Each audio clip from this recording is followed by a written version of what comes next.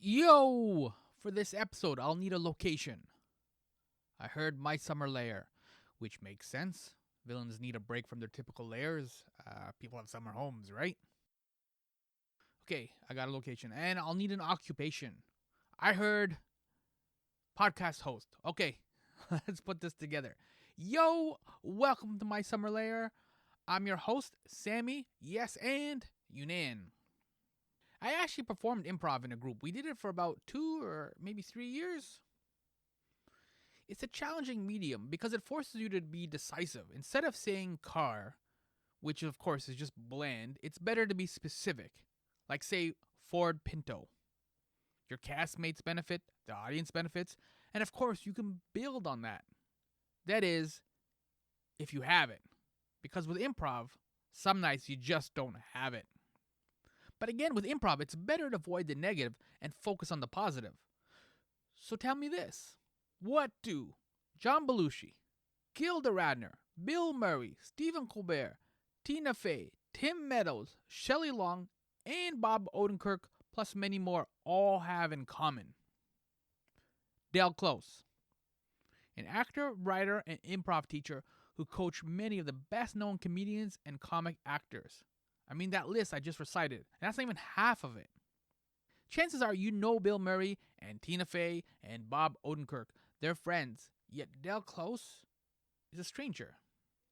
Thankfully, we now have Heather Ross's For Madmen Only, a Del Close documentary, who freely operated from the total belief that improvisational comedy was an art form. Del Close taught his students to be present, to make unlikely choices, which sounds super obvious but was indeed super revolutionary. In this documentary, it's a treat to hear Adam McKay and Tim Meadows, many others, talk about comedy and the freedom of improv comedy. And even though the focus of this documentary is indeed comedy, it's not a funny movie. There is a persistent darkness that overshadows a lot of the mirth. Laughter may be the best medicine, but for Del Close, it wasn't enough to dull his pain, his unresolved hurt. If you're a comedy nerd or a performer, this documentary is a must-watch. Heather Ross has found a creative way to present Del Close's literal words and his life while avoiding long periods of talking heads. Now that is a good trick. Like going full circle in an improv bit. It's magic. Let's kick off this conversation with Heather by asking her what made her a comedy fan.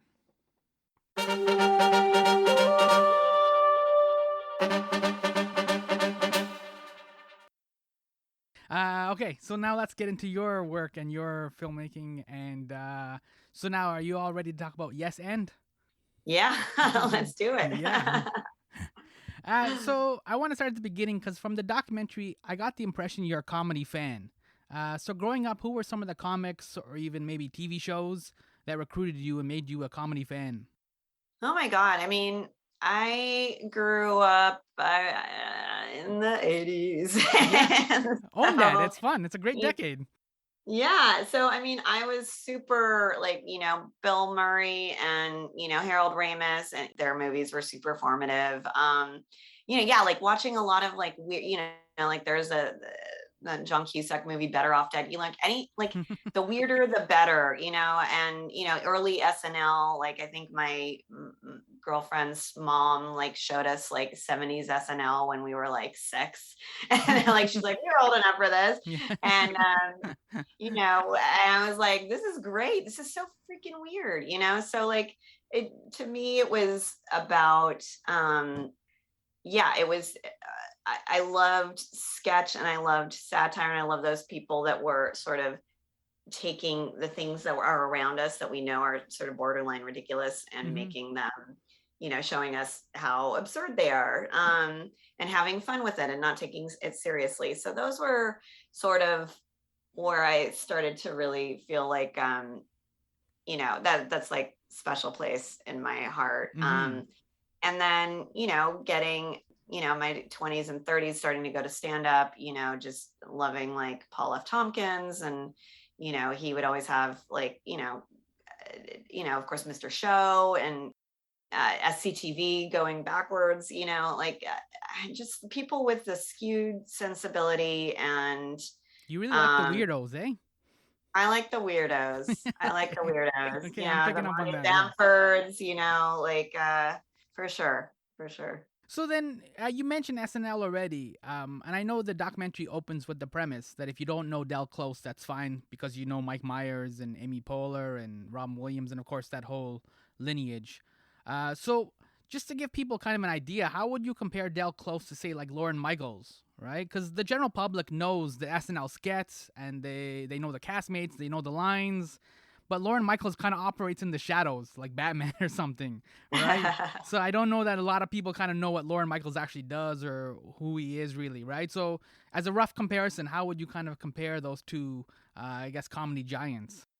Yeah, I mean, I think they're in any art form or in any, part of pop culture and entertainment, there are people who are kind of like the nucleus of the thing, but we don't hear about. So, I'm sure Lorne Michaels is kind of like that. And the difference I think is that Dell was a teacher, and really had ideas that he wanted to imprint on people or that he wanted to throw at people and see what they could do with them, Mm-hmm. and Lorne, I don't know much about Lorne other than he assembles an amazing group of, people that go on to do great things. So obviously he has an eye for what works, and I think he is of the yes and school in terms of like hiring people that have a great point of view, and and just empowering them to use that point of view. So,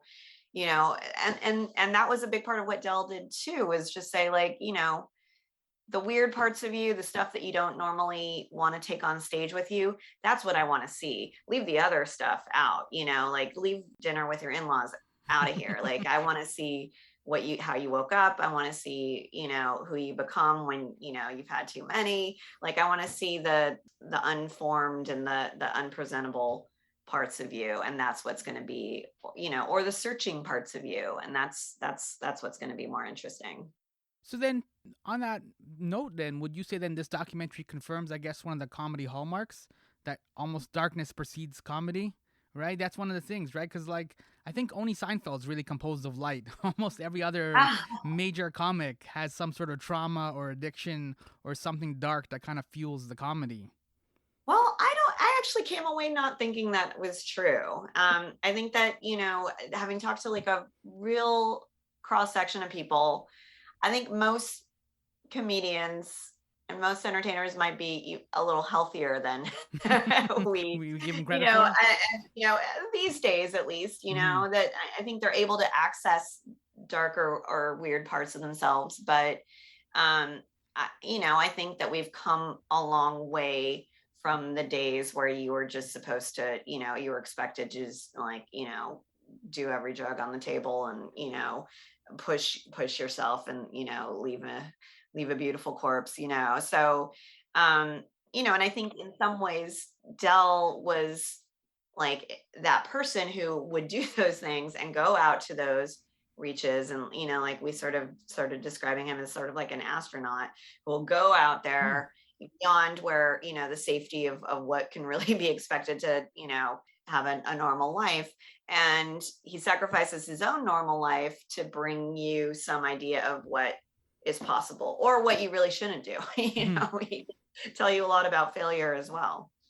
Yeah, so then that idea of picking up on failure, like in a South by Southwest interview, you said, I would love it if people came away feeling that the creative process is an accessible thing rather than a rarefied gift for the privileged few.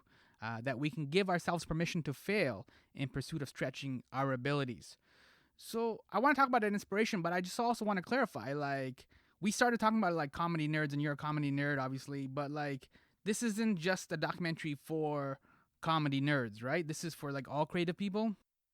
Yeah, I mean, I think that was something that was really cool to see in learning more about Dell and learning more about improv, because I actually wasn't that familiar with how improv comedy comes together. And what you realize, is that what Dell is doing and what improv comedy is doing is sort of like taking the creative process that normally is way behind the curtain and showing it, so that you're actually seeing people write a scene in front of you and see people maybe make a mistake, but then have someone else swoop in and justify it and make it work, and like, yeah, I think that in the past we've really, taken this auteur type of idea about art, and whether it's literature or comedy or whatever, it's like, they're geniuses that can do it, and then everyone else just watches. But Mm-hmm. I think what Dell at his best and most empowering was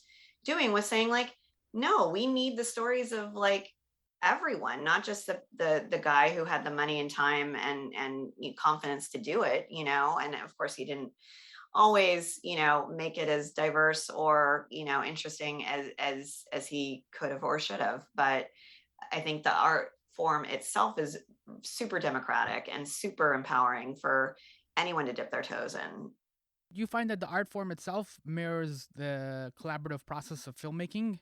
Yeah, I do. And I think it's funny that we always think about, you do need a leader, whether it's a director, a writer, a producer, but like the more ambitious your film becomes, the more it has to be a collaboration. And that's super exciting. Like, as a documentary person, I'm used to sort of working in a bubble of a very small group of people, like an editor, a producer, composer. But, we did these sort of fictionalized scenes about Dell, and then you're working with costume designers and set designers, and you're looking at locations, and it's just like, it is wonderfully collaborative. And it's cool when you come to it thinking like, let's just all make each other better. Let's, push each other and like, yeah, and just like embolden ourselves to take each other's biggest ideas.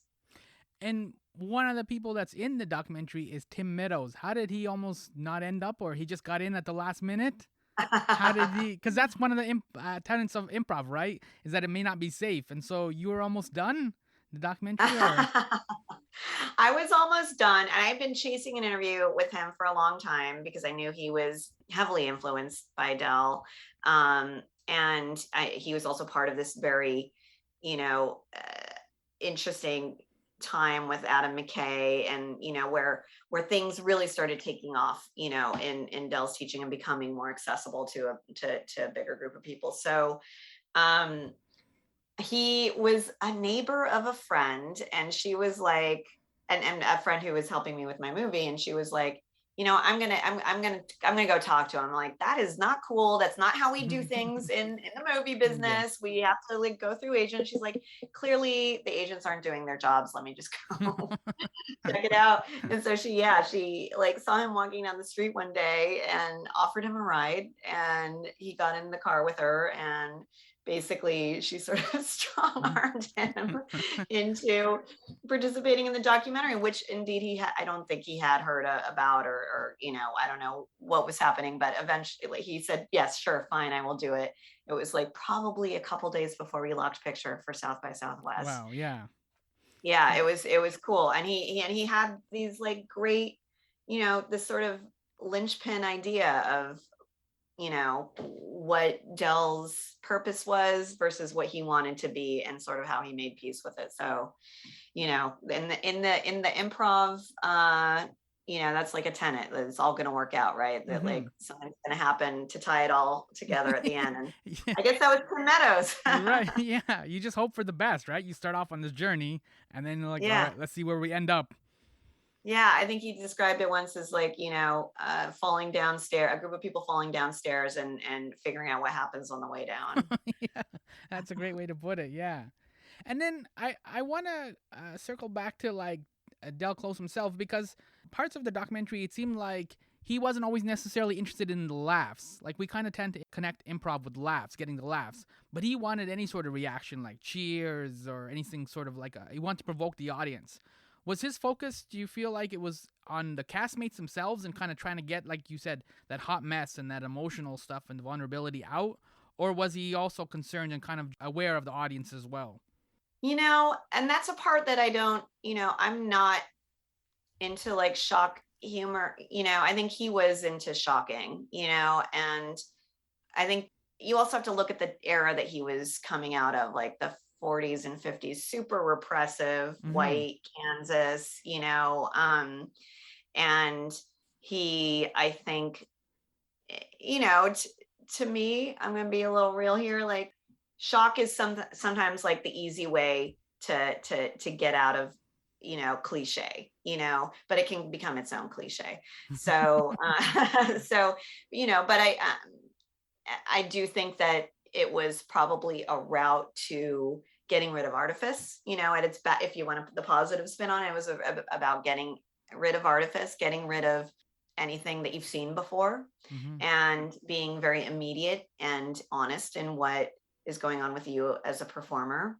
And those are all really interesting things that are really riveting to watch. So, however he gets there, he gets there.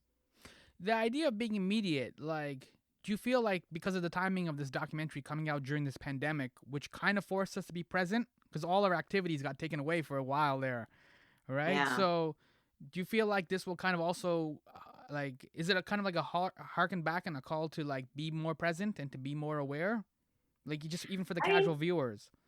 that would be great. I mean, I think that that is something that I've heard from a lot of improvisers, is that it's, it can be like akin to, meditative experience, because you have to be listening so hard and paying so much more attention than we do in our day-to-day lives. And if you could, I've heard this a million times, like if you can bring that off the stage and into your life, you're going to be noticing things, and you're going to be ultra present, and probably making really interesting stuff too, because things aren't going to be floating past you. So, of course, it's hard to do that all the time, but you can do it hardcore for 30 minutes on a stage. And, I think that's part of what keeps people, people who have had success in TV and films coming back to do, like, Harold's, or, ASCAT or whatever with UCB or IO or whoever, because there is a sense of presence and immediacy that you don't get when you're maybe saying lines. Yeah, it's the, I guess, the tension of improv, right? Because it's super exciting because you go out with no script, and so you have all this freedom. But at the same time, it's super scary because you go out with no script, and and you have all this liberating freedom, right? So it's intimidating either way you look at it. It is, and it's I think that was the breakthrough that Dell and Sharna and countless others who did this before and after them, you know yeah, going out on stage with nothing is incredibly intimidating. You have to, any artist, any comedian has to whittle down the everything into something specific. So that's when all these like little tenets come in, like pay attention, listen to what the person is saying, start building your world. Where are you? Who are you? Be specific, so they kind of develop these little things to help you, dive in. And where can people find you online to talk about being a comedy nerd or to see if there's more screenings coming up? Oh, good. Well, we're probably most active on Instagram. And I think it is Madmen Only Movie is our handle on Instagram, and on Facebook and Twitter as well. All right, great. Thank you, Heather. It was such a fun documentary because I've heard the name Del Close, but I have never actually sat down to like read anything or to like know anything about him, right? Because again, it's just when you like a comedy nerd like yourself, like you keep hearing the name all the time, right? And you're like, all right, I gotta like Google this dude or I gotta find out more information about this dude. So just to get it, just to be like parachuted into that world and to kind of see it as crazy as it was and as surreal as it was fun because it's like what you were saying before. It's a comfortable weirdo. I love that idea. I love parachuting into his world. That's fantastic. Hmm. So thank Oh, you so much for taking the time. thank you, Sammy. I appreciate it. Recording stopped. I am Sammy, and that was director Heather Ross talking about her documentary For Madmen Only: Stories of Del Close. The documentary is now on various on-demand platforms, which is ideal because let's be honest, going to a comedy club or Second City requires pants. And yeah, nobody enjoys that. So, pants-free comedy, that's a good night right there. Talking to Heather after watching the documentary, it's stunning how much incredible comedy Del Close via his students has unleashed on the world.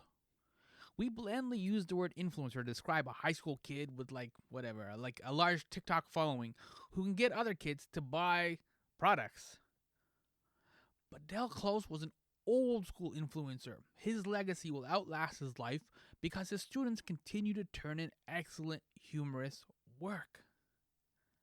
I am so grateful for the wonderful contributions he made to comedy in general, and in specific in my life.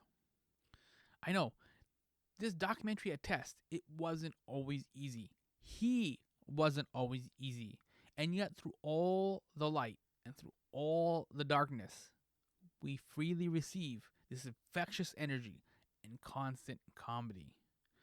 It's such a tremendous treat to make a stranger laugh, and I'm thankful for the comics and comic actors who foolishly commit to a bit, no matter how goofy, because they know the payoff is worth it. Honestly, let's keep this discussion going, because if you're a fan of comedy, reach out and tell me what you dig. Tell me who you dig. I can be reached at social media, all three. My Summer Lair. That's IG, My Summer Lair, Facebook IG, and Twitter IG. So yeah, let's talk comedy. Let's get together with comedy nerds and talk about jokes. Thank you so much for listening to me in a Netflix comedy special world. Del Close, yo.